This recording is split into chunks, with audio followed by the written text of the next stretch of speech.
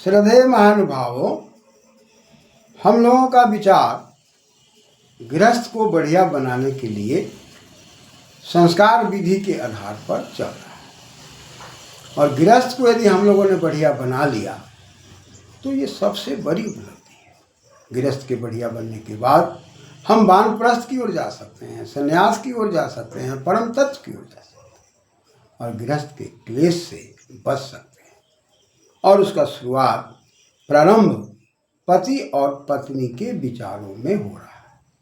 और पति और पत्नी के विचारों को उत्कृष्ट बनाने के लिए, परिमार्जित करने के लिए, शुद्ध करने के लिए वेद मंत्र अगवाह करते हैं। एक तरफ कहते हैं कि भाई हाथ तो हम धारण करते हैं और हाथ धारण करने के अंदर जड़दृष्टि वृद्धावस्था तक हमारी हंसी खुशी ज्यों के त्यों बनी रहे, कहीं क्लेश न पैदा हो। इसके लिए कहा कि भाई गारपत अग्नि में आहुतियाँ देनी होगी। गृहपति ना संयुक्त यह प्रत्यय लगा हुआ है, गृहपति तो बनना पड़ेगा। और गृहपति बनने के लिए यज्ञ का अनुष्ठान, श्रौत याग का अनुष्ठान अनिवार्य है। और इन याग के अनुष्ठान में 5 कुंड बनाए जाते हैं, 5 अग्नियाँ होती हैं। उसमें अवसत्थ अग्नि में अग्नि को लाकर बसाना, अग्नि देवता को बसाना, दक्षिणाग्नि में पाक आदि बनाना और फिर उससे आहवनीय में आहुति करना, गारहपत अग्नि में आहुति करना और सब अग्नि पर जाकर आचार्य का उपदेश। ये 5 अग्नियों की जो कला थी, इस कला से जुड़ करके ही मानव मात्र का कल्याण संभव है। इस ओर इंगित किए जा रहे हैं कि हम सब बात कर रहे हैं कि ओम भगस्ते हस्तम ग्रभीत सविता हस्तम ग्रभीत पत्नी त्वम असि धर्मनाहं गृहपति। अत्यंत गंभीर विषय। भगह ते माने तेरा, हे कल्याण करने वाली पत्नी। भगह भज सेवायाम धातु है और घ पलट लग के भगा, यानी कि दोनों में सेवा का भाव, श्रद्धा का भाव, ऐश्वर्य का भाव। तब भग है, ऐश्वर्य है, तो किसका ग्रहण हो रहा है? तो ऐश्वर्य रूपी हाथ का ग्रहण हो रहा है। हाथ क्या है? हस्तन। हमारी हंसी खुशी है हाथ में, हस्ती हाथ में है। ये कर में है, कर कमाई बंदे मुफ्त खाना छोड़ दे। ये कर कमलों के द्वारा ही हम पुरुषार्थ करेंगे। अतः पुरुषार्थ का प्रतीक हाथ है और इस पुरुषार्थ के द्वारा हम दोनों एक साथ जुड़ेंगे। पुरुष अर्थ, पुरुषाया अर्था पुरुषार्थ, पुरुष के लिए। तो पुरुष क्या है? पुर है, कुशन है, पुरुष बना हुआ है। पुरति अग्रे नयति पुरुष तस्मै अर्था पुरुषार्थ। आगे ले जाने के लिए हाथ धारण कर रहे हैं, ना कि घर को पीछे ले जाने के लिए। संतति को बढ़िया बनाने के लिए हाथ धारण कर रहे हैं। उत्तराधिकारी को सब कुछ सौंपने के लिए हाथ धारण कर रहे हैं कि जो भी हम लोगों का उत्तराधिकारी बनेगा सबको सौंपेंगे। जैसे हम लोगों को भी माता पिता ने सौंपा, हम लोगों को भी गारहपत अग्नि दिया और कहा कि इसमें जीवन पर्यंत यज्ञ करते हुए, यज्ञ वही श्रेष्ठतमम कर्म, यह सबसे श्रेष्ठ कर्म है। इसलिए इस यज्ञ को न छोड़ना और इस यज्ञ की व्यवस्था को माता पिता देते हैं और पुत्र और पुत्रियां फिर माता पिता बनने की बात करते हैं। तो पति पत्नी बन करके पुनः माता पिता बनने की तैयारी में उनको गारहपत अग्नि में हवन करना पड़ता है, यज्ञ करना पड़ता है। और पतिर्नो यश संयोगे, और यश से संयोग होने के बाद ही पति पत्नी नाम पड़ता है। यश से जुड़े हुए यदि नहीं है तो पति पत्नी नाम नहीं पड़ता है। अब यज्ञ के अंदर केवल द्रव्य यज्ञ से मतलब नहीं है, जौ तिल धूप को डाल देना ही यज्ञ नहीं है। स्वाध्याय यज्ञ है, तप यज्ञ है, योग यज्ञ है, वाणी की कुशलता यज्ञ है, जीवन की सारी क्रियाकलापें जो सन्मार्ग में ले जाती हैं वो सब यज्ञ है। बड़े बुजुर्गों का पूजन मान सम्मान, पूरे जीवन को हर प्रकार से असत से निकालकर सत्य की ओर ले जाने की व्यवस्था यज्ञमयी है, तपमयी है, त्यागमयी है, स्वाध्यायमयी है, चिंतनमयी है। ये सब यज्ञ है। इसलिए आप यज्ञ का अर्थ इतना ही ना समझें कि केवल अग्नि को जलाकर आहुतियाँ देना। हमारा जीवन, आपका जीवन यज्ञमयी है। अध्ययन करना, विद्या का पढ़ना पढ़ाना सब यज्ञमयी है। पढ़ता हो पढ़ाता हो, यज्ञ करता हो यज्ञ कराता हो, दान देता हो दान लेता हो, ये 6 कर्म ब्राह्मण का है। ये 6 कर्म में तल्लीन रहना है। और वो ब्राह्मण कौन है? तो खोपड़ी है, दिमाग है। इस दिमाग से यज्ञ भी कीजिए, यज्ञ कराइए भी, पढ़िए भी, पढ़ाइए भी, स्वाध्याय भी कीजिए, दान भी दीजिए खुल करके, दान भी लीजिए खुल करके, आपस में एक दूसरे को सहयोग करते रहिए। ऐसी परिस्थिति में हम और आप भव को प्राप्त करते हैं, ईश्वर को प्राप्त करते हैं। और हस्तम ग्रभित, और इसलिए हस्तम अग्रभित, मैंने हाथ को पकड़ा है, हस्ती को पकड़ा है, मस्ती को पकड़ा है, जीवन के सार तत्व को पकड़ा है, जिसके बगैर हम गृहस्थ में सफल नहीं हो सकते। इसलिए सविता हस्तम ग्रभित, ये सविता का हाथ मैंने धारण किया है, इसी के द्वारा मेरी सृष्टि है। घर में यदि सृष्टि का संचार होना है तो पत्नी के द्वारा होना है, इसके बगैर कुछ भी संभव नहीं। इसलिए सुनोति उत्पाद यदि सविता, जो उत्पादन करने की शक्ति है, जो धरोहर के रूप में है, जो घर परिवार में उत्तराधिकारी बनाने की शक्ति है, वह सविता की शक्ति, पत्नी की शक्ति है। ऐसे सविता परमात्मा की व्यवस्था से यह भी सविता है, यह भी सृष्टि का संचार करने वाली है।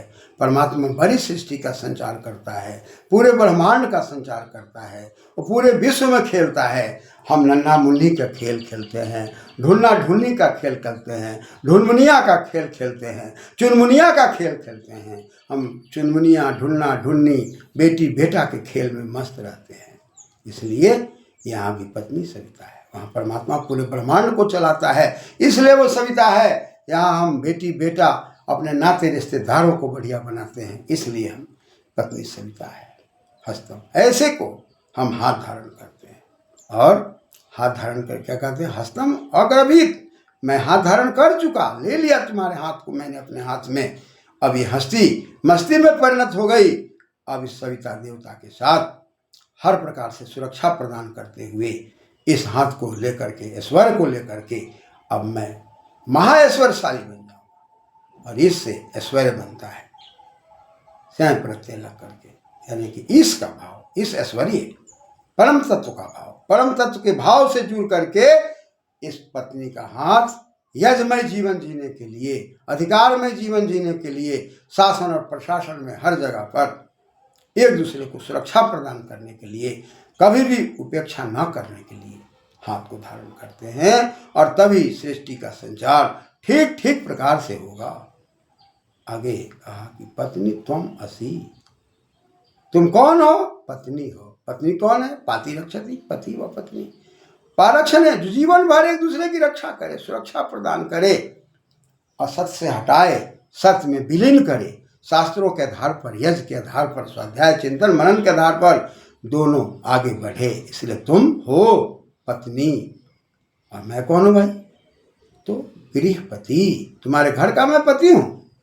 तो घर का पति गृहनाति, पाति गृहपति, हम सारी व्यवस्था को ग्रहण करेंगे, उसकी रक्षा करेंगे। इसलिए तेरे घर का मैं पति हूँ। तब हम जब घर के पति हैं तो तुम कौन हो भाई? तो कहा कि तुम पत्नी, तो घर की पत्नी है। कैसे हैं हम लोग? किस कारण है?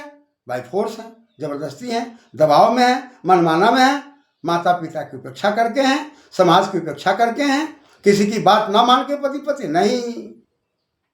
धर्म ना, हम दोनों धर्म से हैं। और धर्म वह है जहाँ पर पक्षपात रहित हो, न्याय धर्म। पक्षपात रहित है, न्यायपूर्वक है, समाज को लेकर चल रहे हैं, परिवार को लेकर के चल रहे हैं, वंश को लेकर के चल रहे हैं, परंपरा का विरोध नहीं कर रहे हैं। अच्छी परंपराएं जो हमारे ऋषियों ने दिया था, उस परंपरा को लेकर के चल। परंपरा का त्याग कर देना, अपने ऋषि महर्षि की व्यवस्था को त्याग कर देना और अपने मनमाना ढंग से कहीं भी शादी विवाह कर लेना, यह अनुचित है। क्योंकि धर्मना है हम गृहपति, हम घर के पति और पत्नी तब हैं धर्म पूर्वक है। और धर्म में धृ धातु है और धारण अर्थ में है और मनीन प्रत्यय है। हम धारण किए हैं, मर्यादा को धारण किए हैं, नेत्र ने रूप को धारण किया है, कान ने श्रवण को धारण किया है, जीवा ने स्वाद को धारण किया है और नाक ने सुगंध को धारण किया है। ये प्राकृतिक है, स्वाभाविक है।